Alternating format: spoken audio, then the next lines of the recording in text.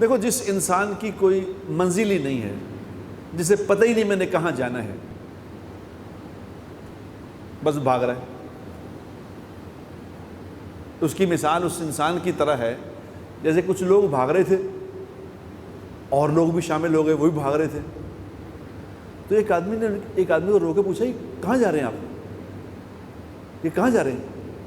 उसने कहा, यार पता कोई नहीं, तुम भी आ जाओ, तुम भी चलो।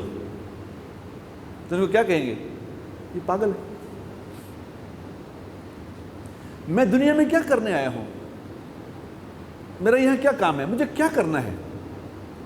मुझे अपने वक्त को कहां लगाना है? किस चीज में लगाना है, किस में नहीं लगाना? मुझे क्या करना चाहिए? पता ही नहीं। अगर पता ही नहीं तो बताओ किस कदर बड़ा है ये नादान, कितना बड़ा नादान है, इसको अपने बारे में नहीं पता मैं कौन हूं, किधर आया हूं, क्या करना है, लेकिन कर रहा है।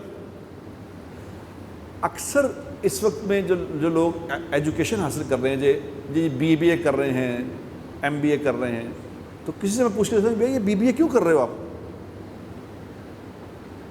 कहते बस एजुकेशन हासिल कर रहे हैं। क्या मकसद है?